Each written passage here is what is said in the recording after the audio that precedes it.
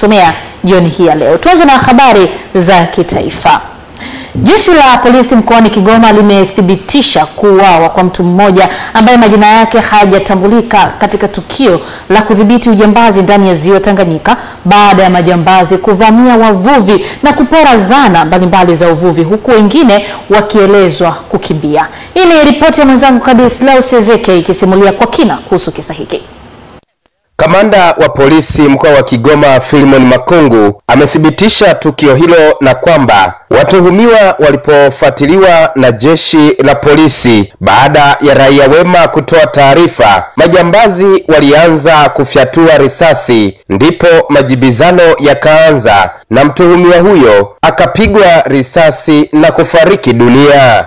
Ni kwamba kwenye majira saa 5 za asubuhi tulipata taarifa kwamba kuna wavuvi wamenyang'anya kule majini. Sasa askari wetu walikuwa doria, najua kwamba tunaendesha doria majini, doria maalum.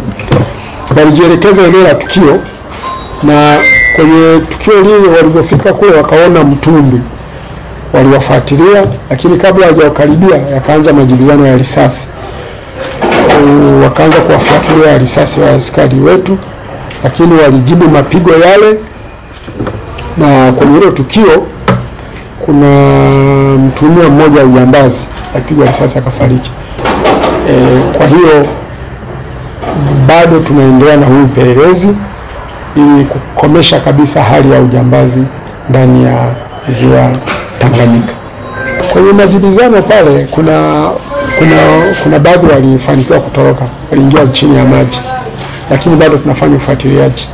Katika tukio hilo vitu mbalimbali vimekamatwa ikiwemo silaha, risasi, mashine za wavuvi na nyavu za kuvulia, ambapo Kamanda Makungu amewataka wavuvi kufika kituo kikuu cha polisi mjini Kigoma kubaini mali zao. Kamatwa kwa silaha moja aina ya AK-47, magazine moja ikiwa na risasi 20, injini 2 aina ya Purcell horsepower 15 na Yamaha horsepower 40, mtumbi mmoja, nyavu 9, nanga moja, matenki ya mafuta 4, simu aina mbalimbali 9, madumu matupu yenye ujazo wa lita 27, leseni ya boti moja, kitambulisho za mpiga kura 2 na kitambulisho cha taifa 1.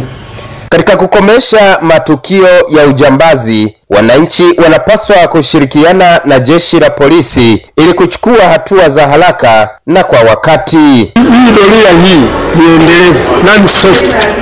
Na sasa atakayejichanganya huko mbele sisi hatuelewi. Majibu atapata huko. Kwa kweli hatuwezi kuacha wananchi wetu wanahangaika kwa sababu kujitafutia kipato cha halali, alafu mtu mwingine anakwenda kufanya hivyo, sivyo, haiwezekani. Kwa hiyo tutaendelea na mpaka waache. Vinginevyo tutamalizana. Tunachoomba tu wananchi wetu tunawaelimisha wazingatie kuvua kwenye maeneo ya kwetu, kuepuka kuingia kwenye mipaka ya watu, kwa sababu unajua hili ziwa linachangiwa na Kongo, Tanzania na Burundi, na kwa upande wa kwetu Kigoma. Kwa hiyo tunaomba wafuate yale tunayowaelekeza. Kutoka kituo kikuu cha polisi mkoani Kigoma, mimi ni Kadislaus Ezekiel. Naam, asante sana Kadislaus Ezekiel kutoka popote pale ambapo unatufuatilia.